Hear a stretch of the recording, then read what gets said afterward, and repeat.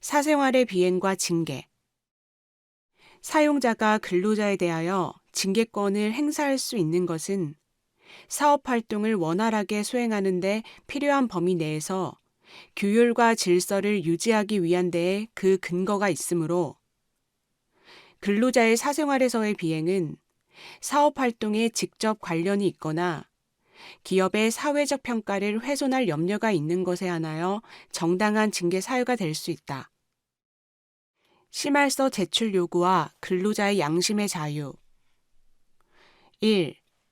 취업규칙에서 비위행위 등을 저지른 근로자에 대한 심할서 제출 명령을 규정하고 있는 경우 심할서를 제출하지 않는 행위는 사용자의 업무상 정당한 명령을 거부한 것으로서 징계 사유가 될 수 있다. 2. 그러나 그 심할서가 단순히 사건의 경위를 보고하는 데에 그치지 않고 더 나아가 근로관계에서 발생한 사고 등에 관하여 자신의 잘못을 반성하고 사죄한다는 내용이 포함된 사죄문 또는 반성문을 의미하는 것이라면 이는 헌법이 보장하는 내심의 윤리적 판단에 대한 강제로서 양심의 자유를 침해하는 것이므로 그러한 취업규칙 규정은 헌법에 위배되어 근로기준법 제96조 제1항에 따라 효력이 없고 그에 근거한 사용자의 심할서 제출 명령은 업무상 정당한 명령으로 볼 수 없다. 노동조합 내부 문제의 징계 사유 여부.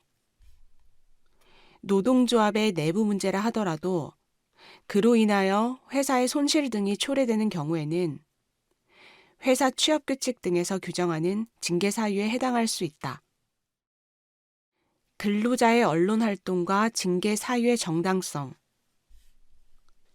사내전자 게시판에 게시된 문서에 기재되어 있는 문헌에 의하여 타인의 인격, 신용, 명예 등이 훼손 또는 실추되거나 그렇게 될 염려가 있고 또 문서에 기재되어 있는 사실관계 일부가 허위이거나 표현에 다소 과장되거나 왜곡된 점이 있다고 하더라도 문서를 배포한 목적이 타인의 권리나 이익을 침해하려는 것이 아니라 근로조건의 유지 개선과 근로자의 복지 증진, 기타 경제적, 사회적 지위의 향상을 도모하기 위한 것으로서 문서 내용이 전체적으로 모아 진실한 것이라면 이는 근로자의 정당한 활동 범위에 속한다.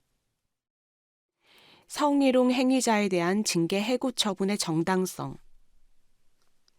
객관적으로 상대방과 같은 처지에 있는 일반적이고도 평균적인 사람의 입장에서 보아 어떠한 성희롱 행위가 고용 환경을 악화시킬 정도로 매우 심하거나 또는 반복적으로 행해지는 경우 사업주가 사용자 책임으로 피해 근로자에 대해 손해배상 책임을 지게 될 수 있을 뿐만 아니라 성희롱 행위자가 징계해고되지 않고 같은 직장에서 계속 근무하는 것이 피해 근로자들의 고용 환경을 감내할 수 없을 정도로 악화시키는 결과를 가져올 수도 있으므로